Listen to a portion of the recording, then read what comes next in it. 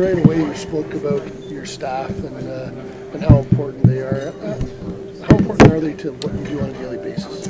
Well, we're a group of 5 coaches, and like I said, they do as much as I do. They work hard every day. They come in early in the mornings. They get their penalty kill and the power play set up. We go over everything together as a group, and like I said, you see our practices. My assistant coaches are very involved. They're very involved in the bench, so they're a big part of me. In some ways, was this like a dream season in the way everything kind of came together for your group?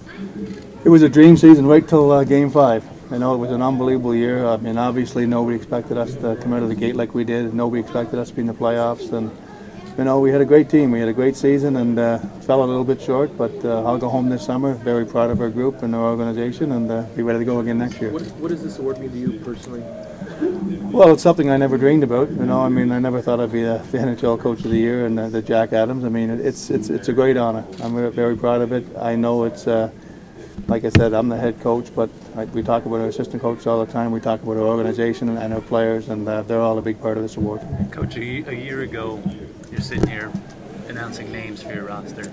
Now you have yourself, you won, William won, Derek won, George is up for another award. Just how special is it to the full circle to be here? Well, exactly, and that's what happens. Like I said, that they did an unbelievable job with the expansion draft, and that's where it all started. And I think George said it many times. We're gonna try and you know, get good people to be in our organization. I think they did an outstanding job with that.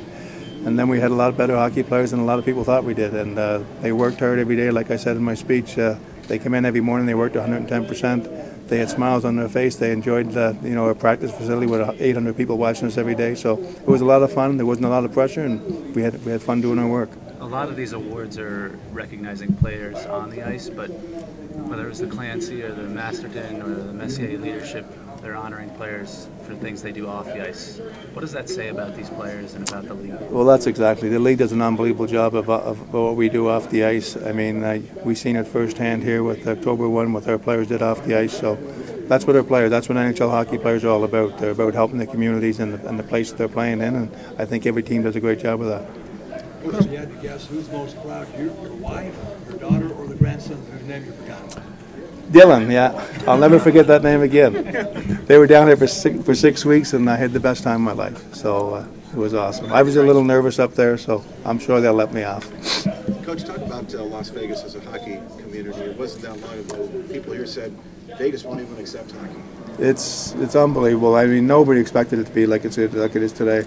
And, you know, everybody says about their fans. Well, we truly got the best fans, and it's unbelievable. Everywhere you go now, everybody's, you know, they recognize you all over the streets. I mean, I go out for dinner now, and it's hard to buy a meal, and it's a little embarrassing because people want to, you know, they want to thank you for a great season. And, you know, like I said, there's 600 and some thousand people in Vegas, and I think they all support our hockey team. You touched on it briefly, but just was the connection the team had with the city after October 1. Can you sort of expand on that and the relationship? Yeah, I mean, obviously, that third game, our home opening game, was incredible, and George talked about it in his speech that it wasn't about hockey. It was about trying to help out and help our community and help the people, you know, the first responders, and you know, and so it was all about healing. So we didn't really care. We didn't have a lot of preparation for the game. The preparation was done to help out, and you know, we went out and played that game, and I knew as soon as the puck dropped that I think we got 3 or 4 goals in the first period. It was an outstanding start to the game, and our players weren't going to lose that hockey game, and that was the start of something special. Coach, talk a little about your own personal journey from Florida to here, and just how redemptive the whole experience was. It's not. There's no redemption there. I mean, that's part of our business and coaching. I mean, you get let go, you go somewhere else, and like I said, I had 2.5 great years in Florida. And, you know, Dale Talent was an exceptional GM, an exceptional friend of mine, and we're still real good friends. So that's part of our game, and you know, it worked out real good for me. I mean, I had 3 or 4 months off. I got rebooted, and you know, I got the opportunity to coach his hockey team, and things worked out real well. You played in Detroit. You played for Jacques Demers, who won the Jack Adams while you were playing. Can you just talk about kind of his influence on your coaching style? Jacques was always good for me. I mean, Jacques was a player's coach. He, you know, there's definitely some influence there I took from Jacques for sure. And I think I had my 4 best years as a player under Jacques. So, you know, he was a good coach, and to be honest with you, Jacques let his assistants do a lot of the work, and you see me with, like I said, my assistants. My assistants are a big part of what I do.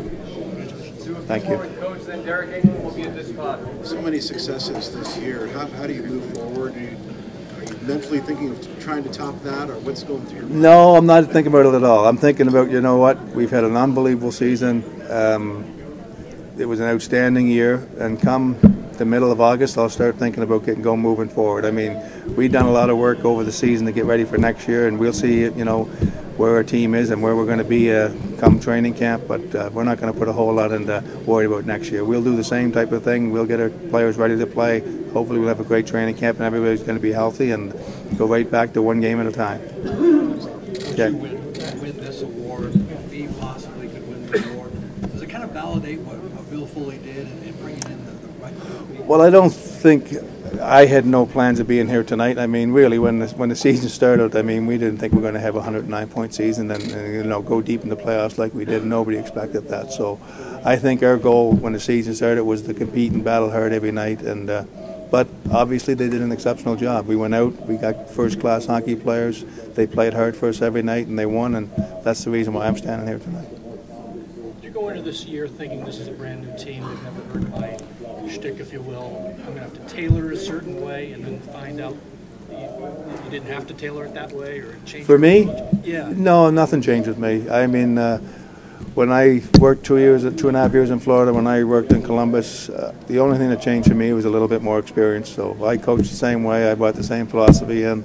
We didn't talk about being an expansion team during training camp. We just talked about being a good team and working hard. I think it's an easier buy-in when it's a group that doesn't know you. Yeah, no, I mean, the guys knew me. I think it really helped me that Marcia So and Riley Smith were here because they played under me before. So I think they really helped get things going. And then the leadership group we have with Fleury and James Neal, Derek England, and all those guys, Belmare. There's so many guys, and that really helps the coach.